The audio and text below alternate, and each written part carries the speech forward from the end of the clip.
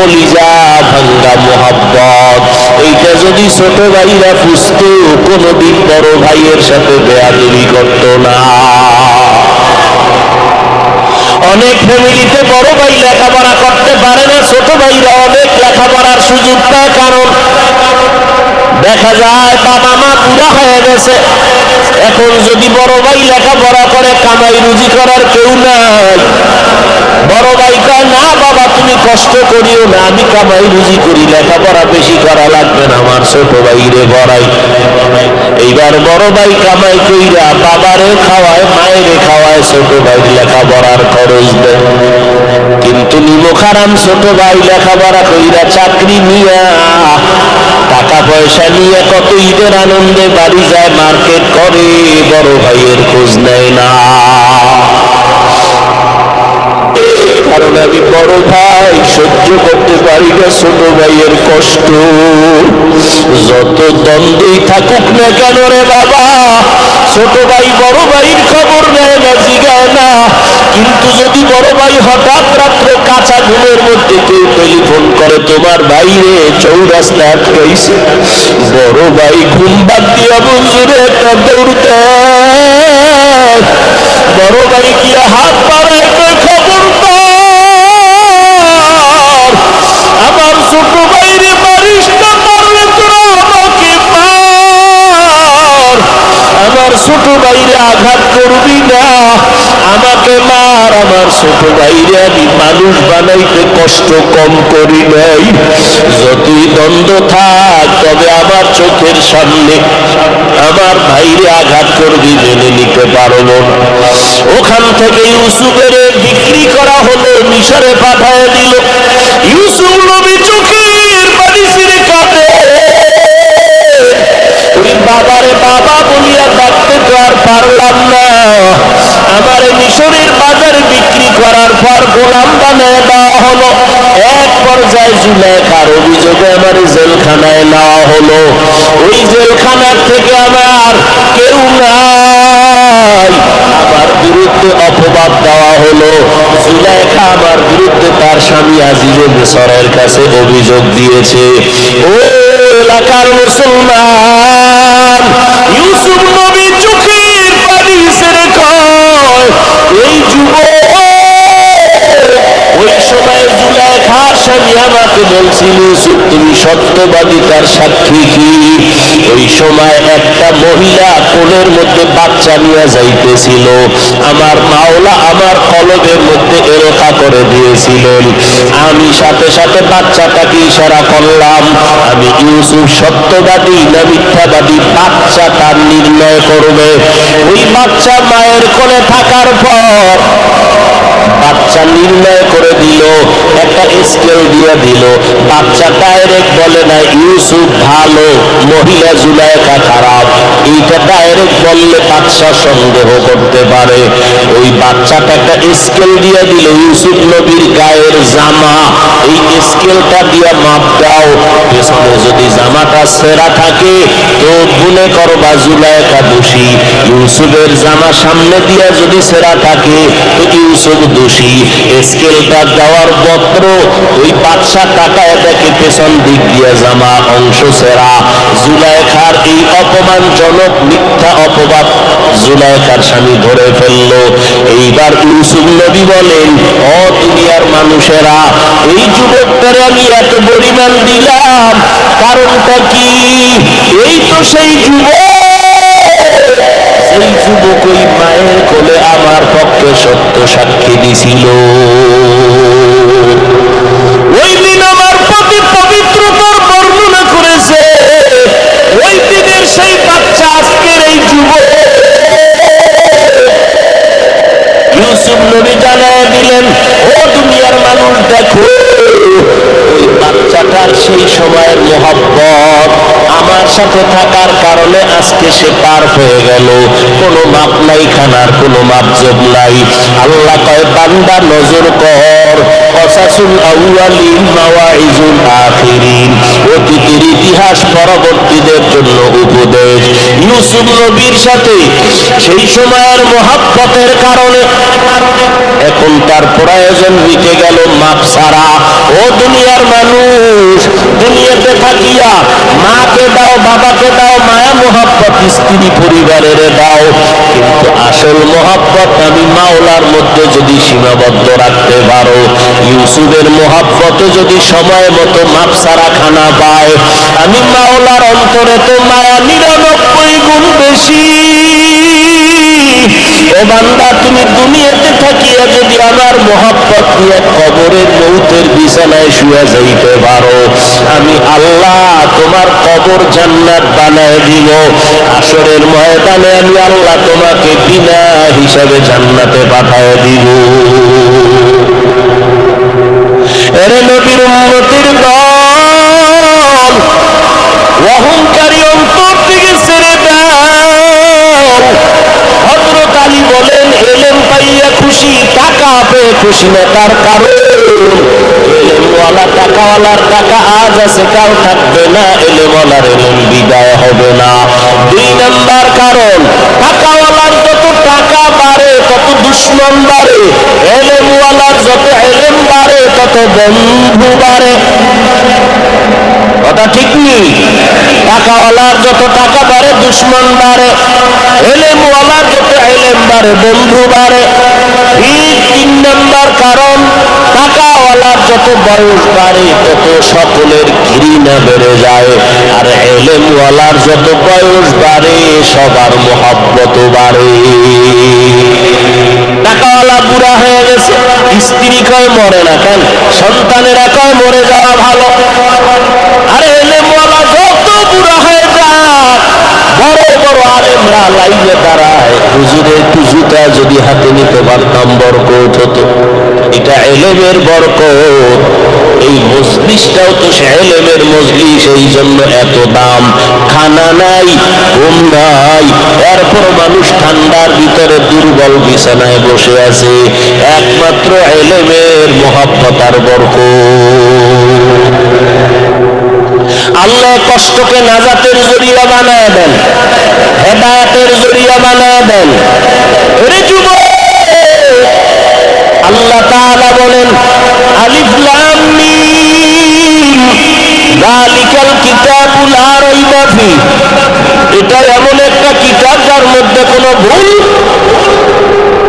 আছে? কোনো ভুল?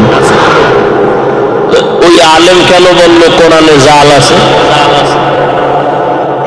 এই তো করোনার আগের না, ইদানিং বলছে, এই কয়েক মাস আগে মাত্র বলে কোরআনে ভেজাল। বলে কেমন? হাদিসের থেকেও বেশি। আরো জোরে বলেন। কই দেশের মানুষ তো ঘুমাইতেছে, খবর নাই। আল্লাহ সারাইছে, দেওবন্দিওয়ালারা যদি এর কিছু কইত, ধুইয়া লাইতো ওই জাতিরা। আল্লাহ হেদায়েত দান করুন। হায় হায়, কালেমা কুফরি কোন দেওবন্দিওয়ালারা বলে নাই। নবীরা ভুল করেছিলেন, আল্লাহ ভুল করাইছিলেন, কোন দেওবন্দিরা বলে নাই। কোরআনে জাল আছে, কোন দেওবন্দিরা বলে নাই। বেশি নফলে বাদাত লাগে না, কোন দেওবন্দিরা বলে নাই। এরপরও সব দোষ হলো দেওবন্দিদের। মাদ্রাসা বন্ধ করার জন্য পায় তারা চলছে। আল্লাহর কসম, যে বাতি আমার আল্লাহ জ্বালাইছে এটা নিবাইতে পারবে না, বরং যারা নিবাইতে যাবে তারা নিজেরাই নিভে যাবে। এর প্রমাণ আছে না নাই? নাম ঠিকানা শুদ্ধ প্রমাণ আছে। আল্লাহ হেদায়েত দান করুন। আল্লাহ বলেন, হুদাল লিল মুত্তাকিন। কোরআন হলো হেদায়েত, যারা আল্লাহকে ভয় করে মুত্তাকিনদের জন্য কোরআন হেদায়েত। আল্লাহ কোরআনের আরেক জায়গায় বলেন, হুদাল লিন্নাস। গোটা জগতের মানুষের জন্য কোরআন হেদায়েত। ও যুবক, আমার মাওলার কোরআনটা আজকে দুঃখ। পরে কোরআন আছে কিন্তু জানো না কোরআন কি জিনিস, খুলিয়া দেখলাও না।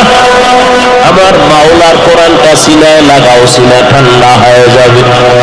আমার মাওলার কোরআন তাকায় দেখো, চোখ ঠান্ডা হয়ে যাবে। আমার মাওলার কোরআন পড়ো, জেহেন ক্লিয়ার হয়ে যাবে। ওই কোরআনের সাথে সম্পর্ক লাগাও।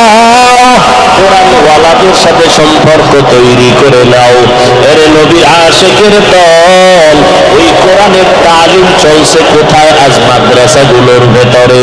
ওই কোরআনওয়ালাদের সাথে সম্পর্ক লাগায় দাও। কারণ আল্লাহর নবী বলেন, কিয়ামতের দিন এক বান্দার ব্যাপারে আল্লাহর ফয়সালা, এরে জাহান্নামের হ্যান্ডকাপ লাগাইয়া এরে জাহান্নামে নিয়ে যাও। যখন যাবে ফেরেশতারা টানতে টানতে নিয়ে যাবে, আল্লাহর বান্দা বারবার পেছনে তাকাবে। আল্লাহ বলবে, ফেরেশতা দাঁড়াও। এই লোকটা বারবার পেছনে তাকায় কেন? ফেরেশতারা বলে, জানি না। দাঁড়াও। কেন তাকায় জানো? আমি মাওলার রহমতের দিকে আশায় আশায় তাকায়। আল্লাহ একটু রহম করেন না? ওটা কেমনে করি? আমল নামাটা একটু তদন্ত করো তো, দেখো তো জীবনে কোরআন শরীফ পড়ছেনি? ফেরেশতারা তদন্ত করে দেখবে জীবনে কোরআন পড়ে নাই। আল্লাহ কোনো তদন্তে জিরো। আল্লাহ বলবে, খুঁজো কোন কোরআনওয়ালার সাথে সম্পর্ক আসেনি। খুঁজতে খুঁজতে দেখবে নাই।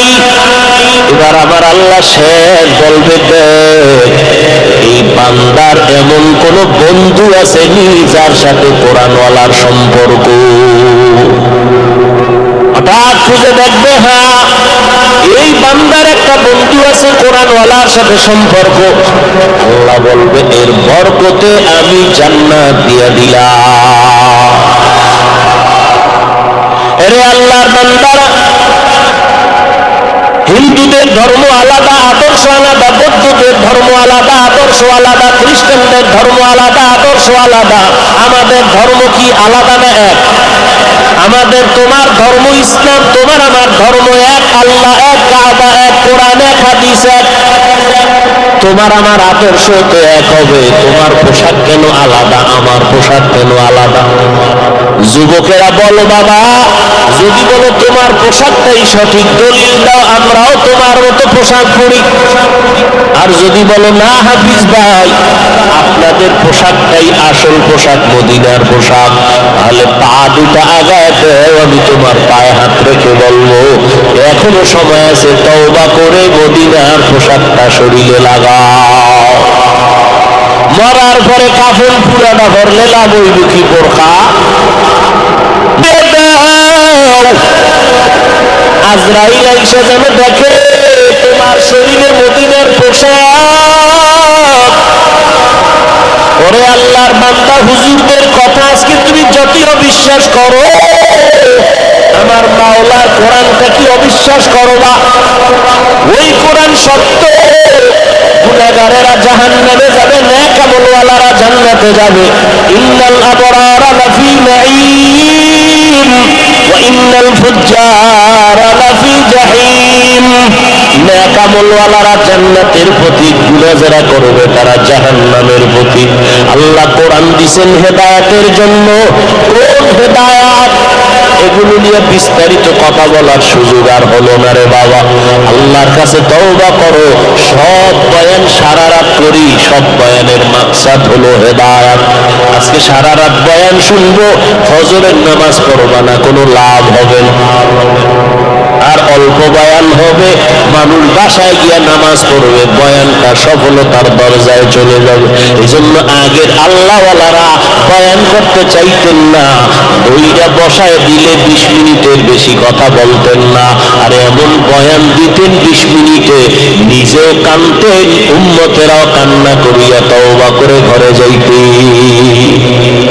2 নম্বর প্রশ্নের জবাব, সারা দুনিয়াতে আমি আমি আমি আমি ভাব নিয়ে যারা চলে, আল্লাহ আলিফ লাম মিম দিয়ে তাদের জবাই করে দিলেন। অহংকারের মুখের মধ্যে গুলা মেরে দিলেন। এই অহংকারী, আমার মতো বক্তা বাংলাদেশে কেউ নাই, আমার মতো বড় মুফতি কেউ নাই, আমার মতো বড় আল্লামা কেউ নাই, আমার মতো বড় প্রিন্সিপাল কেউ নাই, আমার মতো বড় জাননেওয়ালা কেউ নাই।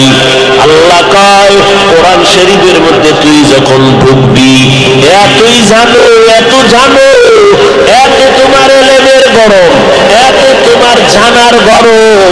তোমার গরম যদি এতই তোমার জানার গরম থাকে, কত পরিমাণ তোমার জানার গরম আছে একটু গরমটা দিয়া বুঝায় দাও আলিফ লাম মিমের অর্থ কি। সব অহংকারীরা দরজায় গিয়েই আটকায় গেছে, ভিতরে গেলে উপায় কি? আল্লাহ কয় আমার কোরআনে ঢুকতেই মাথা নত কর, তোর যত এলেমের বাহাদুরি সব পেছনে ফেলে মাথা নত করে ভিতরে ঢুক। নাই ভিতরে ঢুকতেও পারবি না, ঢুকলেও কিছু পাবি না। আলিফ লাম মিম দিয়া অহংকারীদের অহংকারকে জবাই করে দিলেন। তুমি কি জানো, কি জানো? এত কিছু জানো তো আলিফ লাম মিমের ব্যাখ্যা করো। সমস্ত মুফাসসিরিনে কেরাম লেখলেন আল্লাহ ভালো জানেন, আমরা জানি না। এত তাফসীর কারকরা তাফসীর লেখলেন, সবাই লেখিয়া শেষ পর্যায়ে বললেন কোরআন মহা এক সমুদ্রের ইলম, আমি ভিতরে গিয়া সামান্য পেয়েছি, যতটুকু আমি পেয়েছি অতটুকুই লিখলাম, আমার জানার বাইরে এখনো অনেক অনেক ইলম বাকি আছে। 250 গ্রাম কোরআন ওজনটা, কিন্তু হাকিকতের ওজন কত? নজরে দেখি কোরআন শরীফ 250 গ্রাম হবে না, কিন্তু হাকিকতের ওজনটা কত? বলে কোরআনের এত পরিমাণ ওজন সারা দুনিয়ার মানুষ নিতে পারে না। এই সামান্য কোরআন, এর একটা রাস্তা হলো তাফসীর।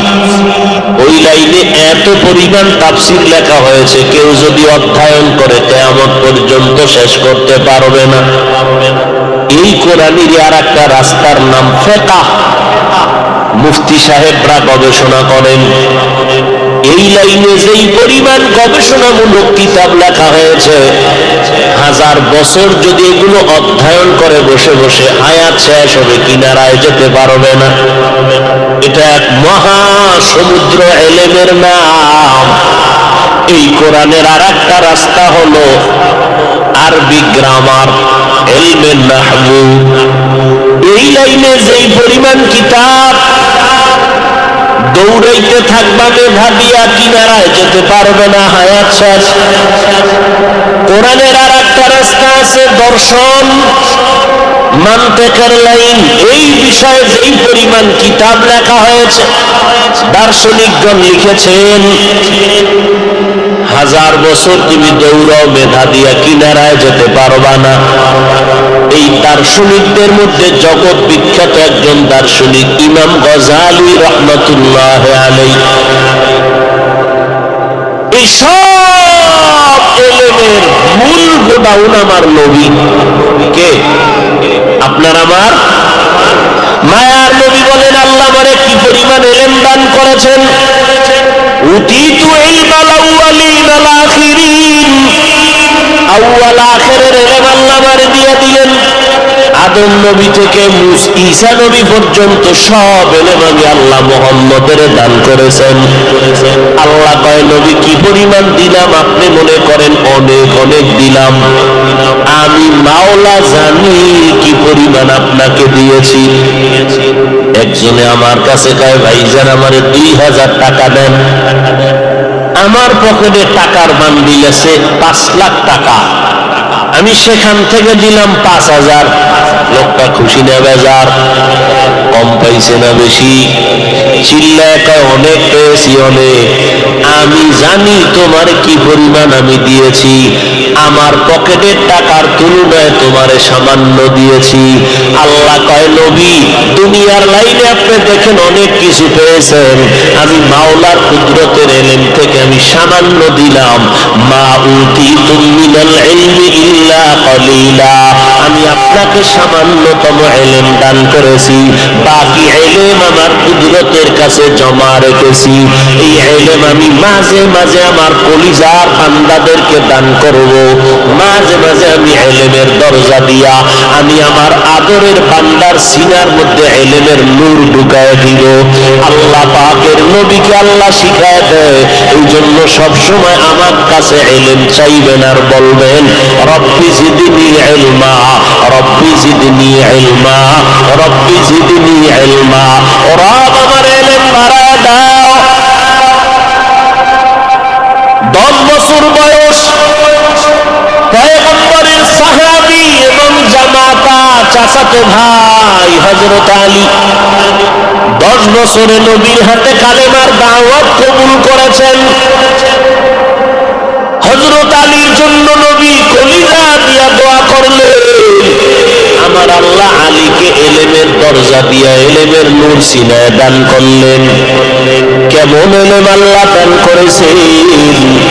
হযরত আলী আমার মালিকের দরবারে শুকর আদায় করে নবী বলেন আনা দারুল হিকমা ওয়া আলীউন বাবুহা, আমি মুহাম্মদ হলাম হিকমতের ঘর, আর এই ইলমের ঘরের দরওয়াজা হলো আমার সাহাবী আলী। ইলমেরা জাজু করদন বেহিসাব, খলকেরা দাদন জওয়াবে বাসওয়াব। ইলম পাইয়া আলী খুশি। কি খুশি? হযরত আলী বলে, ও মালিক, দুনিয়ার সম্মানের চেয়ারে বসার জন্য 2 পুঁজির একটা লাগে, একটা হলেই সম্মানের চেয়ার পায়, হয়তো লাগবে শিক্ষাগত যোগ্যতা, না হয় লাগবে টাকা। ও আল্লাহ, আমাদের তুমি টাকা মাও দাও নাই, টাকা দাও নাই, ইলম দিয়েছো, এজন্য আমি আলী অনেক খুশি। রাজি নাকিস মাতাল জব্বার ফিনা লানা ইলমুল ওয়ালিল আ'দাই মালু ফাইন্নাল মা লা ইয়াফনি আন করিবিন ওয়া ইন্নাল ইলমা বাকিন লা ইয়াজালু। হযরত আলী শুকর আদায় করেন, আল্লাহ তুমি আমাদের সম্মানের জন্য ইলম দান করেছো, টাকা পয়সা দাও না, এজন্য দিল খুশি, ইলম পেয়েছি। টাকা পাই এত খুশি না, ইলম পেয়ে যত খুশি। কারণ টাকাওয়ালার টাকা আজ আছে, কাল থাকবে না। ইলমওয়ালার ইলম সিনায় ঢুকবে, কখনো বিদায় হবে না। টাকাওয়ালার টাকা আজ আছে, কাল। কোটি টাকার মালিক দেখো অভাব হয় না দূর, গরিব ঘুমায় আরাম করে মনটা বাহাদুর। ফেরাউনের লাশটা দেখো মিশর জাদু ঘরে, খায় না মাটি পোকা মাছি সবাই ঘৃণা করে। হৃদয় থাকিবে যার নম্রতা সদা, রহমত আসিবে সেটা প্রভুর ওয়াদা। বড়র বড়াই থাকলে দিলে রহমত আসবে না, নিজেকে নিজে ছোট মনে করিও সদা। উঁচু জমিন থেকে পানি নিচু জমিনে যায়, তেমনি খোদার রহমত আসে নম্রতার হৃদয়। ভোগবিলাসের বাড়ি গাড়ি পড়ে রবে সব, ভোগবিলাসের বাড়ি গাড়ি পড়ে রবে সব। থাকতে সময় স্মরণ করো আল্লাহ আমার রবকে, আমাদের রব। ইন্নাল্লাযীনা ক্বালু রাব্বুনাল্লাহ সুম্মা ইসতাকামু ফালা খাউফুন আলাইহিম ওয়ালা হুম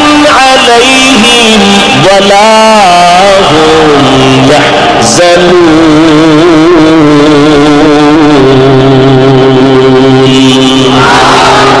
আল্লাহ বলেন, যারা স্বীকার করে আমি তাদের রব, আমাদের রবকে। আর জোরে বলেন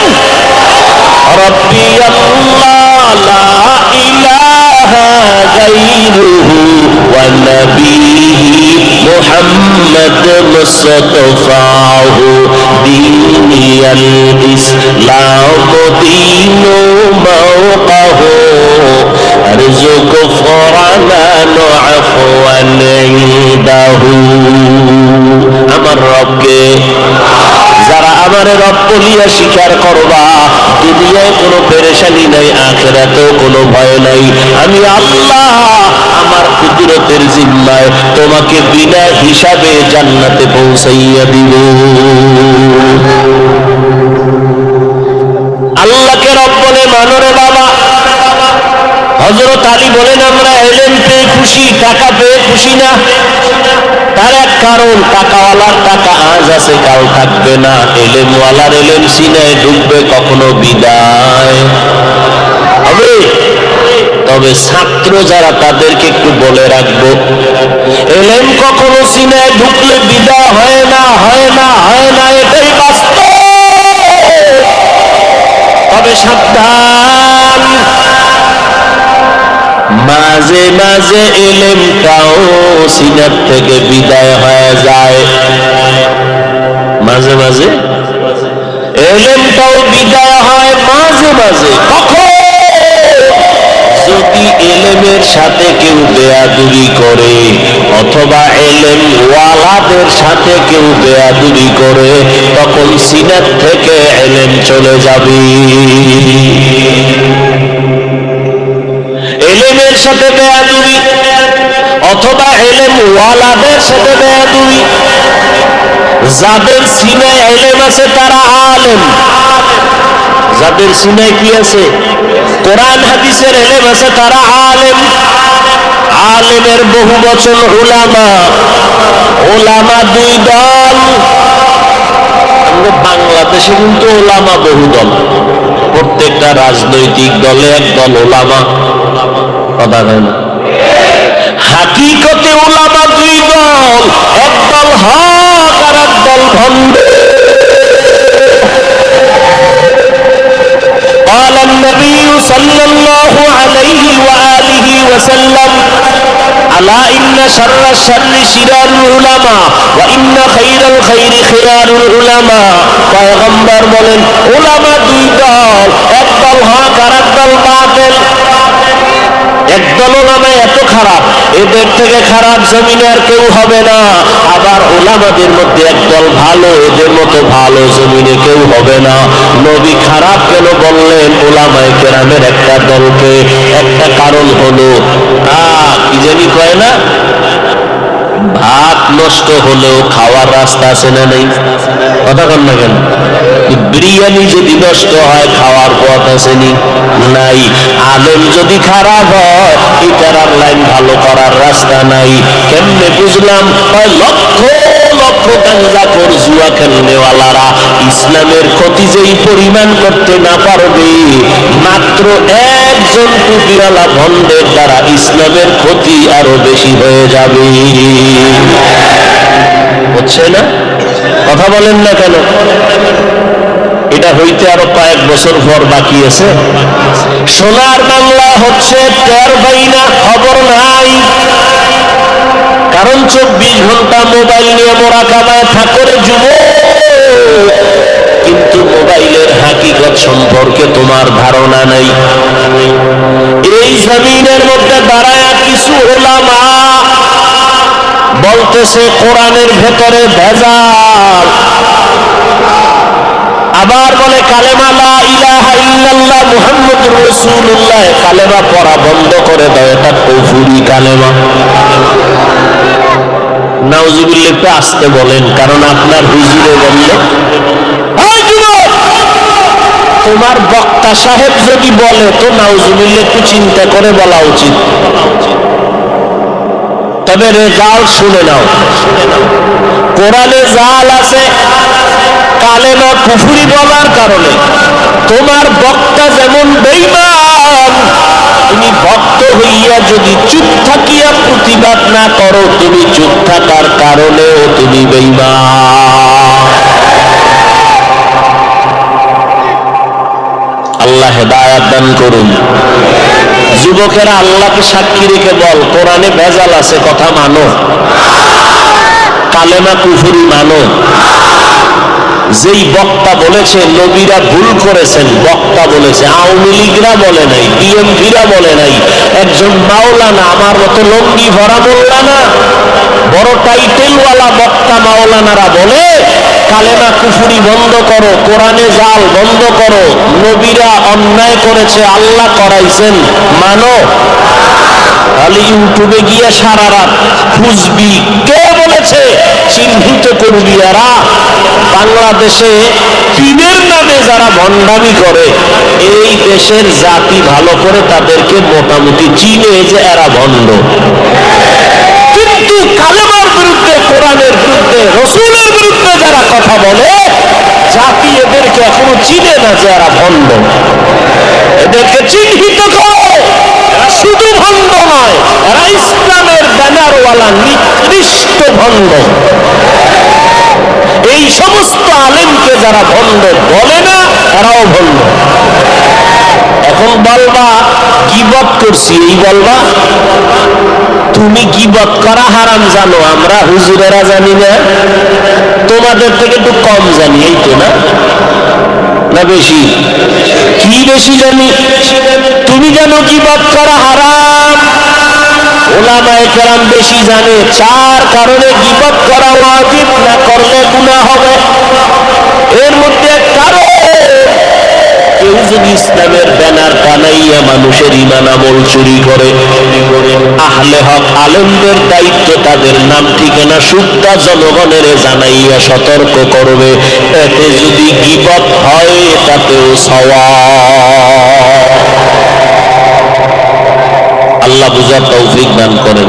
আরে আমার নবীর বিরুদ্ধে ওমরে ফারুকের মতো সাহাবীকে বলে মাওলানা সাহেব ভণ্ড। কোন দেশে আছেন? ওমরে ফারুক ভণ্ড? হ্যাঁ, আল্লাহ হেদায়েত দান করুন।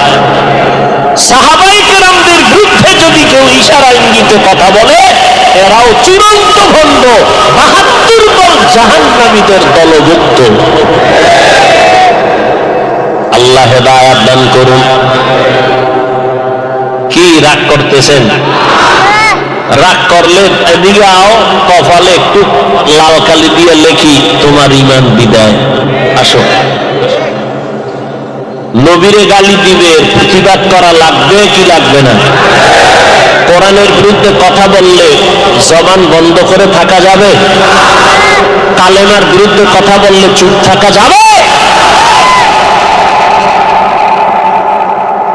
আমারে গালি দাও, চুপ। সারাদিন লিখতেছো বিরুদ্ধে ফেসবুকে, কোনো প্রতিবাদ নেই, কোনো জবাব নেই। লেখো, জনমের মতো লেখো। কিন্তু আল্লাহ নিয়ে, ইসলাম নিয়ে, কোরআন নিয়ে, কাবা নিয়ে, নবী নিয়ে কিছু বলবা, এক বিন্দু রক্ত থাকা সত্ত্বে মরণ পর্যন্ত তোমার বিচারের দাবিতে আন্দোলন চলতে থাকবে, বন্ধ হবে না। আর আন্দোলনের অধিনায়ক হবে এই জমিনে দেওবন্দি উলামায়ে কেরামরা। দেওবন্দির নাম শুনলে তোমার খুব কষ্ট লাগে না? দেওবন্দি এমন এক মেডিসিন, এটা তুমি নাকে তুলা লাগাইলেও ভিতরে ঘ্রাণ ঢুকবে। যেদিকেই নজর দিবি সেদিকেই দেওবন্দি। রাজনীতির ময়দানে দেওবন্দি, তাবলীগের ময়দানে দেওবন্দি, খানে কাপীর ময়দান, পীরের ময়দানে দেওবন্দি। এরা কেমন দেওবন্দি? মরতে রাজি, বাতিলের সাথে আপোষ করতে রাজি না। এই দেওবন্দীদেরকে বাদ দিয়া এই জমিনে কোন ভণ্ডদের স্বপ্ন 1000 বছরও পূর্ণ হবে না, ইনশাআল্লাহ। এই জন্যই তো হুজুরে লাগছে হেফজখানা বন্ধ করো। হ্যাঁ, হাফেজ সাহেবের পড়াইয়া ছোট বাচ্চারে কোরআন দিলে চান্দি গরম হয়ে যাবে।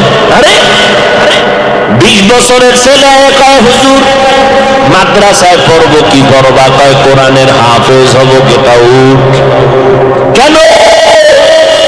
তোর 20 বছরের কলব শক্ত তুই ধরে রাখতে পারবি না, আবার ভেতরে ঢুকাইলে তুই রাখতে পারবি না, ভুলে যাবি। তো কেমনে কোরআনটা সিনায় রাখবো? কয় তোর ভাই আসিনিকা আছে, বয়স কত? 8 বছর। বাবা 8 বছরের সন্তানটাকে মাদ্রাসায় পাঠাও। আল্লাহর কুদরত, 20 বছরের ছেলেটা কোরআন সিনায় জমা রাখতে পারে না, 8 বছরের সন্তানটা হজ্জখানে যাওয়ার পর এই বাংলার জমিনে হাজারো প্রমাণ আছে, মাত্র 6 মাসে কোরআনের হাফেজ হয়ে গেছে। এবার আমাকে বলেন, 20 বছরের সিনায় কোরআন থাকে না, 8 বছরের বাচ্চার সিনায় 30 পারা কোরআন জমা রাখছেন কে? বুঝা কন? আল্লাহ রাখলে আপনার আপত্তি কেন? হ্যাঁ, আল্লাহ হেদায়েত দান করুন। বান্দার আপত্তিতে আল্লাহর কিছু আসেও না। বান্দা তো আপত্তি করছে, ইব্রাহিম নামের বান্দা জন্ম নিতে পারবে না, পাইলেই জবাই। আল্লাহ কয় আমার সিদ্ধান্ত, আমি ইব্রাহিমের পাঠাবোই না, তোর নাকের ডগায় পাঠাবো। সিদ্ধান্ত কাটটা থাকলো আমার আল্লাহর। আল্লাহর বান্দা সিদ্ধান্ত নিল, মুসা নামের কোন বান্দা জমিনে আসতে দেওয়া হবে না। মাথা গরম। আল্লাহ সিদ্ধান্ত নিলেন, আমি মুসারে পাঠাবো তোর ঘরে, তোর টাকায় লালন পালন করাইয়া বড় বানাবো, তোর গালে চর মারাইয়া তোরে সাইজ করাবো। কাটটা থাকলো। ব্রিটিশ বেঈমানেরা সিদ্ধান্ত নিল, ভারতের জমিনে কোরআনের আওয়াজ চলবে না, বন্ধ করো, মাদ্রাসায় তালা লাগাও, আলেমরে জবাই করো, ফাঁসি দাও। শুরু হয়ে গেল 14,000 আলেম এদের ফাঁসির মঞ্চে ঝুলাইল, কাছে কাছে লাশ টানাইল, মাদ্রাসা বন্ধ করে দিল। আল্লাহ কয় আমার সিদ্ধান্ত, ভারতের জমিনে বেঈমানেরা কোরআনের আলো রাখবি না। আমি মাওলার সিদ্ধান্ত, সারা দুনিয়াতে যত কোরআনের আলো ছড়াবে তার পাওয়ার হাউস হবে ভারতের জমিনে দেওবন্দে। কাটটা থাকলো। আজকে সারা দুনিয়ায় ঘুরে দেখো, এমন একটা রাষ্ট্র নাই যেখানে দেওবন্দের কোরআনের আলোর বাতি জ্বলে না। অস্বীকার করবেন? হ্যাঁ, এরপর আপনাদের আমরা কি অহংকারী করি যে যারা পাঁচকুল্লি পড়ে না সব জাহান্নামে, তাবলীগে না গেলে গুনাহ হবে, চরমনায় যারা যায় না জাহান্নামী, কওমি মাদ্রাসায় না পড়লে জাহান্নামী। ওই আমরা তো অহংকারী করি না। এরপরও কয় হিংসায় ভরা। মূর্খ, হিংসার ডেফিনেশন জানো না? সালাম দিলেও নেয় না, কি পাঁচকুল্লি। চিন্তা করছেন, সালাম দেও না, দিলেও নেই না, কি সমস্যা? দেওবন্দি। সালাম দেয় না, দিলেও নেয় না, সমস্যা? শর্ম নাই। আল্লাহ হেদায়েত দান করুন। জিন্দেগি মে বন্দেগি তু কর নহি, जिंदगी में बंदगी तू कर नहीं, जिंदगी में बंदगी, जिंदगी में बंदगी शर्मिंदा है। दुनिया में हो दुनिया का ताल्लुक गैर न हो,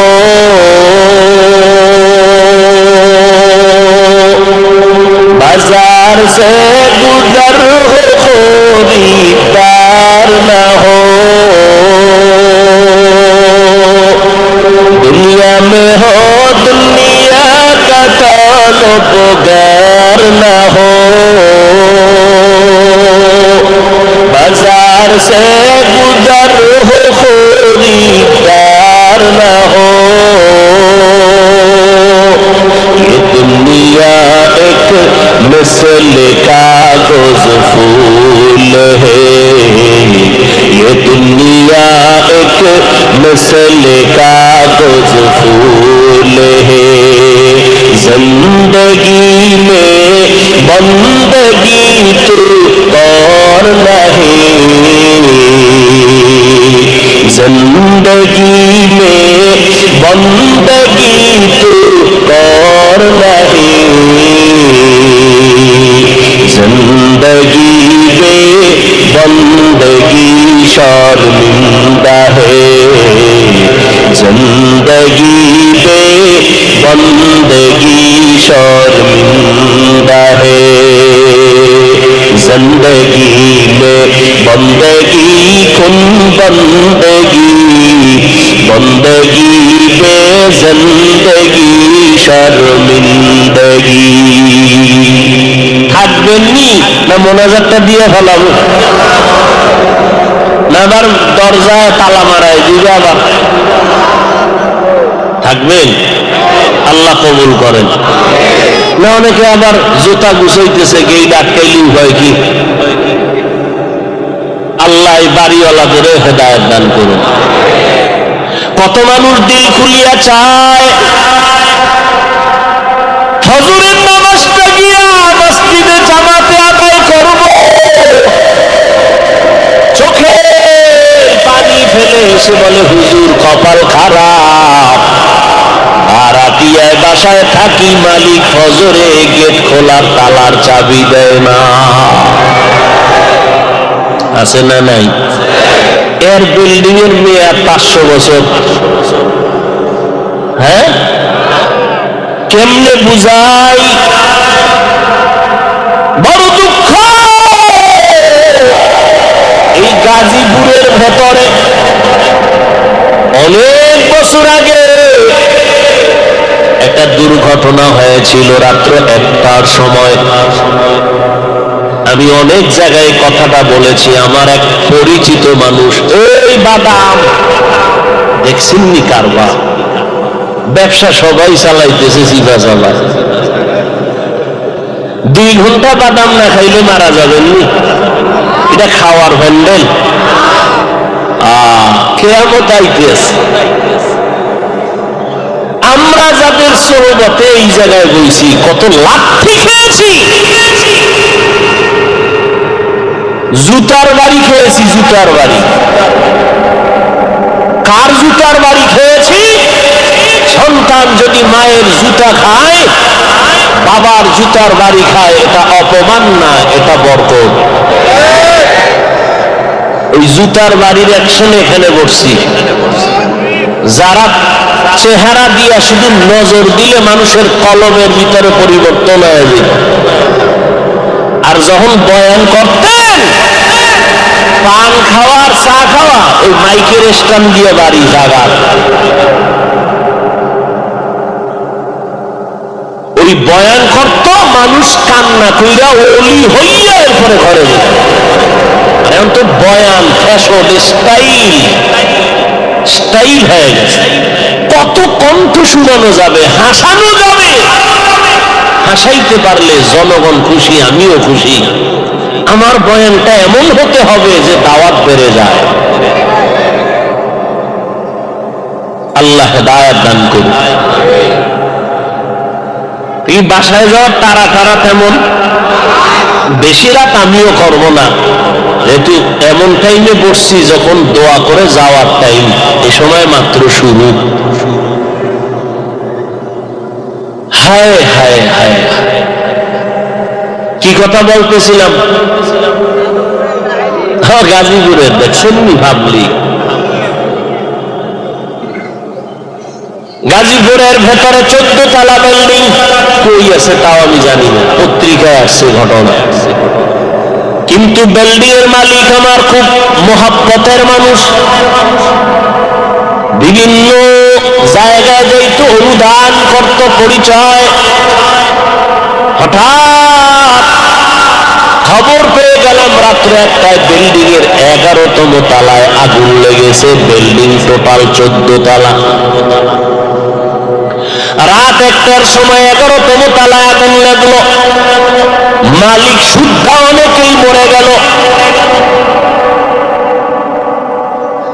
পত্রিকায় পেয়ে আমি অন্যভাবে খবর নিলাম কি হয়েছে যে এমন কুদরত 11তম তালায় আগুন লাগলো, মালিক শুদ্ধ মরে গেল, উপরেও কারো ক্ষতি হয় না, নিচের তালায় কারো কোনো ক্ষতি হলো না। ব্যাপারটা কি? খবর নিতে গিয়া গোপন ভাবে জেনে দেখলাম রাত্র 1টার সময় ওখানে নারীদের ল্যাংটা নাচ গানার মদের আড্ডা চলতেছিল।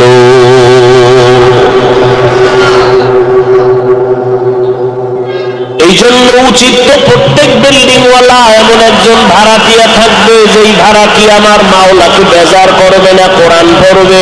ওই বিল্ডিং এর মেয়াদ যদি শেষ হয় আমার মাওলা মেয়াদ বাড়ায় রাখবেন কুদরতের ফেরেশতার মাধ্যমে। হেফাজতের মালিক কে? কোটিপতি ব্যক্তি জাহাজ যায় মাল সহ সমুদ্রের ভেতরে, হঠাৎ জাহাজ ডুবে গেছে। মালিকের কয় স্যার আপনার জাহাজ ডুবে গেছে সমুদ্রের ভেতরে। কয় আল্লাহর কসম ডুবে নাই। আপনি দেখছেন নি? কয় দেখি নাই। আপনি কসম খাইলেন, সাহস তো কম না। হ্যাঁ সাহস, আমারটা ডুবে নাই। শত মাইল দূরে গিয়া খবর নিয়ে দেখলো অন্য জাহাজ ডুবছে, তারটা ডুবে নাই। এবার কয় স্যার আপনারটা ডুবলো না, কসম খাইয়া গ্যারান্টি দিলেন কিভাবে? আমার নবীর কথা, যারা মালের যাকাত ঠিক মতো দিবা তাদের ক্ষতি হবে না। বড় বড় বড় বড় আগুন কেন, বিপদ কেন, কিডনি যায় কেন? কয় মাদ্রাসায় 1 লাখ দিবেন নি? হে তো সম্ভব না। আল্লাহ তা এদিকে দিবি না অন্য দিকটা নিয়ে যাবো, তোর কিডনি ড্যামেজ করে দিলাম। এইবার বল কত কোটি টাকা তুই হসপিটালে দিবি? এদিকে দিবি না, এবার ওদিকে দিবি। মাওলার সাথে চালাকি।